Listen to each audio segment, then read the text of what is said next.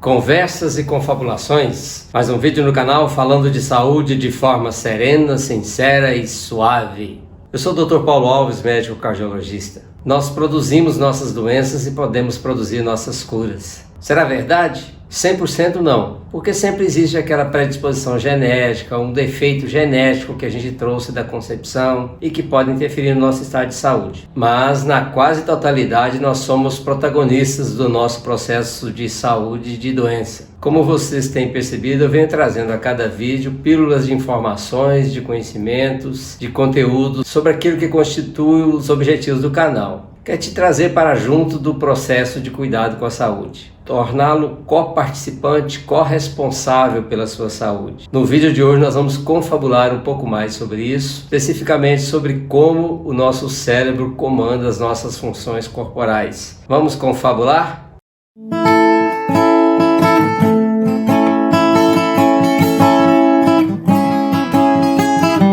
Aqueles recadinhos iniciais, o primeiro deles sobre a vacinação. 19 milhões de brasileiros já receberam 2 doses de vacina. 38 milhões já receberam pelo menos uma dose, em 211 milhões de brasileiros. A vacinação avança. Vocês não começam a ter a sensação de que a vida começa a voltar ao normal aos pouquinhos? Eu estou começando a sentir isso, mas continuo recomendando, não vamos relaxar nos cuidados. Enquanto essa pandemia persistir, nós temos que nos manter vigilantes. E o segundo recadinho é aquele de sempre, dê o like, clique lá no joinha para dizer que gostou do canal, compartilhe com seus amigos, se inscreva se ainda não está inscrito, acione o sininho para receber notificações. É assim que você vai jogando para cima o nosso canal. Mais e mais pessoas com isso vão poder descobrir o canal e ter acesso ao seu conteúdo. Me ajude a ajudar as pessoas a terem mais saúde. Eu vou relembrar trechos de alguns vídeos anteriores onde eu faço afirmações sobre o tema de hoje. Veja aí. Nós produzimos as nossas doenças e podemos produzir as nossas curas, desde que consigamos mobilizar as nossas forças interiores em direção à saúde. A espiritualidade norteia as nossas escolhas. Ser uma pessoa raivosa, odiosa, vingativa, uma pessoa que guarda ressentimentos, uma pessoa egoísta que só pensa em si, pensa pouco nos outros, uma pessoa ingrata, incapaz de perdoar. Isso pode ser escolhas, não podem? Eu posso escolher ser assim, ou posso escolher não ser assim. Eu posso escolher ser resiliente, ser capaz de tolerar as dificuldades, os sofrimentos, sem entrar em pânico, em desespero. Eu posso escolher ser compreensivo, tolerante, altruísta, capaz de perdoar, capaz de sentir compaixão pelo outro. Também são escolhas. Como mobilizar a nossa fisiologia a nosso favor. Como colocar o nosso organismo trabalhando para melhorar a nossa saúde. Nós produzimos as nossas doenças e podemos produzir as nossas curas. Mas isso depende de como vivemos, do que fazemos com a nossa vida e de nossa capacidade de modificar aquilo que não está bom. Eu já contei algumas histórias aqui e ao longo dos próximos vídeos vou contar outras. Pessoas que produziram a própria cura. Curas que foram inclusive consideradas milagre. Você acredita em milagre? Nós vamos conversar sobre isso. Eu tenho falado muito de fisiologia nos meus vídeos e precisando definir o que é fisiologia. Essa palavra deriva de duas palavras gregas: physis, funcionamento, natureza das coisas, e logos, estudo. Fisiologia é o estudo de como funciona. Então, quando eu falo fisiologia do sistema cardiovascular, eu estou falando de como funciona o sistema cardiovascular, coração e vasos. No vídeo de hoje, nós vamos focar em um órgão que pesa aproximadamente 1,5 kg, que está dentro do crânio, nosso cérebro. Falando de fisiologia, a fisiologia do sistema nervoso é a neurofisiologia. A neurofisiologia, como funciona o sistema nervoso, nos leva a conhecer com bastante profundidade a parte do cérebro relacionada com os automatismos, as atividades automáticas. Por exemplo, você respira com uma determinada frequência de movimentos respiratórios e isso é determinado pelo cérebro. Você não interfere nisso voluntariamente. É uma atividade automática do cérebro, como inúmeras outras existem no nosso organismo, das quais você nem se dá conta, você nem imagina que existam.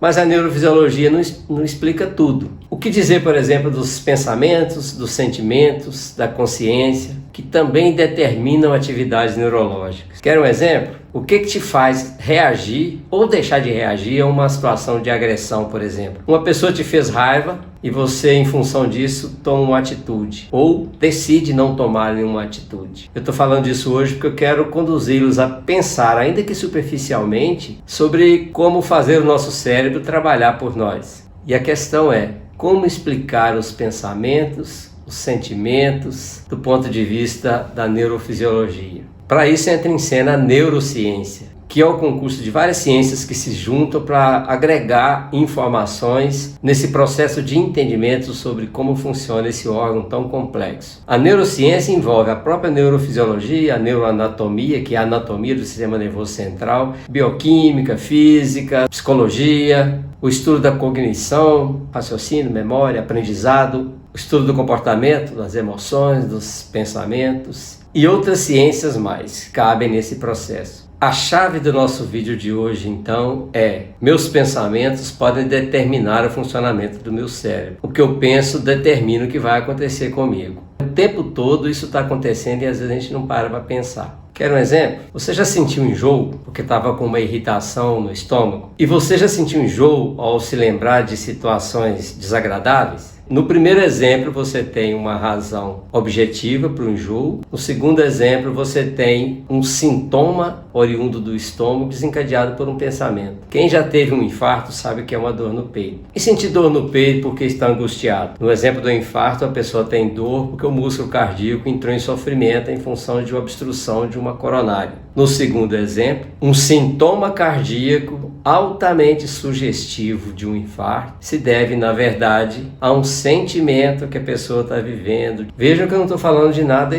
esdrúxulo. Efetivamente, nós, com os nossos pensamentos, com os nossos sentimentos, nós interferimos no funcionamento do nosso corpo. Eu vou dar mais um exemplo, porque esse é bem característico. Não é para achar graça. Os homens vão entender direitinho o que eu vou falar. A ereção masculina é resultado de uma ação neurológica autônoma. Mas quem já teve uma ereção por causa de um pensamento sabe o que eu estou dizendo. Os autores de autoajuda falam de lei do retorno, lei da atração, poder do pensamento positivo. Já ouviram isso, né? Qual que é o substrato fisiológico para isso? Isso, quando verdadeiramente acontece, está calcado nessa sequência de eventos que discorremos aqui. Você pensa, ou sente, ou deseja alguma coisa, isso desencadeia modificações no seu cérebro que te leva a ter, no âmbito do pensamento consciente, atitudes que te movem em direção àquilo que você quis, pensou, desejou. Fisiologicamente isso é perfeitamente explicável. Eu vou fazer uma afirmação aqui para vocês pensarem nela. A quase totalidade de nossas atividades, de nossas atitudes conscientes não são determinadas pelo automatismo cerebral, pelo funcionamento do cérebro como uma estrutura física.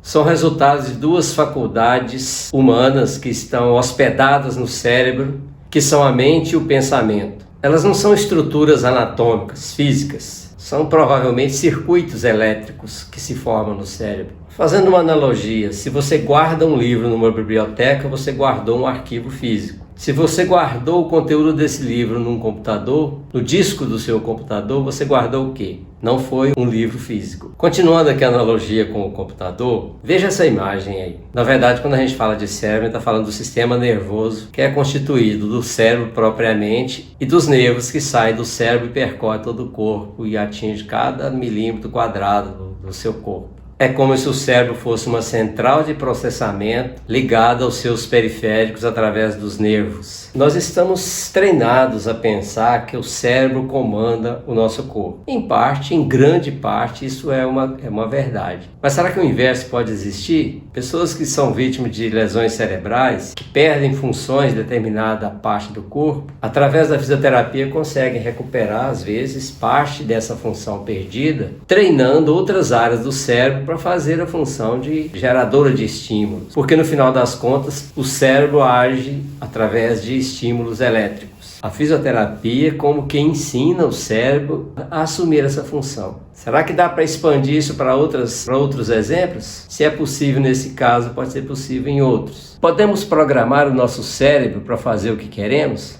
Há fortes indícios que sim. Nós pensamos 24 horas por dia. Nós não paramos de pensar. Pensar é uma atividade incontrolável e irresistível. Como assim? Então eu não controlo o meu pensamento? Na verdade, só cerca de 5% dos nossos pensamentos são conscientes, nós temos consciência deles. A ressonância nuclear magnética já comprovou que quando tomamos consciência de um pensamento, ele já existia em algum lugar do cérebro 10 segundos antes. Antes de a gente tomar consciência dele, ele já existia. As atividades cerebrais podem ser vistas como a imagem de um iceberg. Veja essa imagem aí, em que você tem uma pequena parte que está acima da água e uma parte muito maior, mais profunda, que você não vê. Na parte visível equivale ao córtex cerebral. O córtex cerebral é a área do cérebro por onde transitam os pensamentos conscientes, os sentimentos, as atividades voluntárias. Mas grande parte do cérebro está trabalhando 24 horas por dia, sem que a gente tenha consciência disso. E nós estamos falando de um órgão único. Não existe aqui uma separação entre as duas partes. Estão comunicando entre si, informações transitam para cima e para baixo. Na parte submersa do iceberg, na parte mais profunda do cérebro, analogamente falando, estão as atividades não voluntárias, não percebidas, as inconscientes. 95% das atividades cerebrais estão nesse nível. Nós temos um vasto campo para entender e para intervir. Repetindo a pergunta, será que podemos programar o nosso cérebro para fazer o que queremos? Olha, você conhece inúmeros exemplos disso, porque fazemos isso o tempo todo. Querem ver? Quando você era criança, você aprendeu a andar de bicicleta. Para aprender a andar de bicicleta, você teve que treinar o seu cérebro para comandar uma sequência de estímulos que te levasse a se manter em cima da bicicleta e fazer os movimentos necessários para pedalar a bicicleta e se manter em equilíbrio. Fantástico, né? Foi uma atividade aprendida e que ficou guardada no cérebro. Foi um ensinamento. Você criou um circuito cerebral que você vai manter permanentemente. Então pensa aqui uma coisa. Cada atitude habitual nossa, cada atitude do dia a dia produz no cérebro circuitos elétricos que podem ser permanentes ou não. Uma das condições para tornar uma informação permanente é a repetição. Por isso que as pessoas que falam da lei da atração advertem: cuidado com o que você pensa. O que você pensa pode acontecer. Efetivamente pode. Se você ficar pensando o tempo todo em algo, aquilo pode acontecer. Por quê? Você está informando ao seu cérebro, ainda que inconscientemente, que você deseja aquilo, que você quer aquilo, e o seu cérebro vai criar condições para aquilo acontecer. E eu não estou falando só de pensamentos, de sentimentos, estou falando de atitudes também. Se você toma atitudes repetidas em benefício da sua saúde, progressivamente você vai criando condições para ter mais saúde. É o que acontece com as atitudes anti-estresse que falei em vídeos anteriores. Falando assim de maneira muito simples e muito superficial. Se você for uma pessoa pessimista e fica o tempo todo pensando que coisas ruins podem acontecer com você, fica o tempo todo com medo de que coisas ruins aconteçam, fica o tempo todo focado nisso, você está dizendo ao seu cérebro inconscientemente que você quer que isso aconteça. Você está dizendo ao seu cérebro para fazer isso acontecer. Por outro lado, se você é uma pessoa que pensa positivamente, que pensa em coisas positivas, em coisas boas, você está programando o seu cérebro para te ajudar a se direcionar às coisas boas. O que é uma pessoa alegre, feliz, rindo, que gosta de conversar com todo mundo, que está o tempo todo para cima, com alto astral? Qual que é a mensagem que essa pessoa está dizendo para todo mundo? Que ela está vivendo numa boa, que ela está muito bem. A mesma mensagem ela está dizendo para as partes mais profundas do seu cérebro. O resultado disso é que ela vai realmente viver melhor. Faça o raciocínio oposto.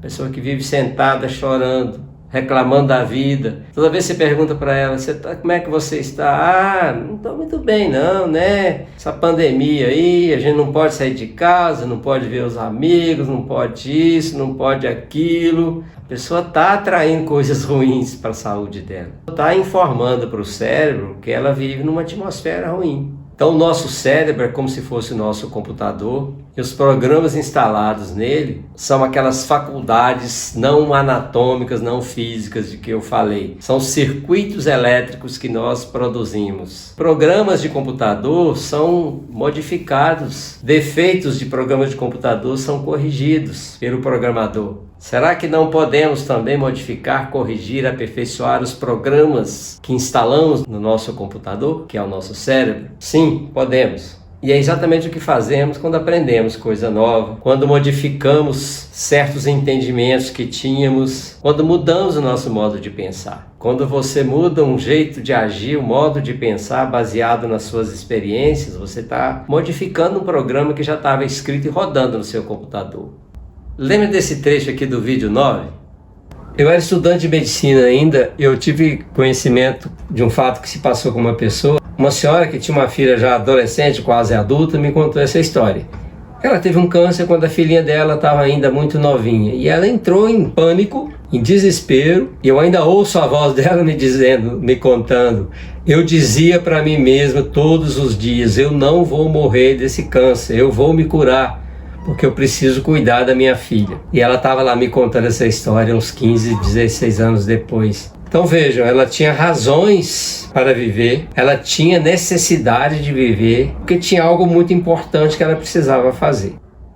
O que essa senhora fez não foi reprogramar o seu cérebro para que acontecesse exatamente o que ela queria acontecer. A verdade é o seguinte: diga ao seu cérebro o que você quer e ele o fará por você. Lembra das escolhas de que eu falei lá no vídeo sobre espiritualidade? Faça então boas escolhas que o seu cérebro fará com que elas aconteçam. No próximo vídeo eu vou contar uma história de uma cura milagrosa. Só vou contar a história, vou deixar vocês pensarem sobre ela a partir de um pouco do que nós falamos aqui. Muito obrigado por ter estado comigo até aqui. Não se esqueça de clicar no joinha, dar o seu like, dizer que gostou do vídeo, compartilhar com seus amigos, se não é inscrito, se inscrever e acionar o sininho. Eu sou o Dr. Paulo Alves, médico cardiologista.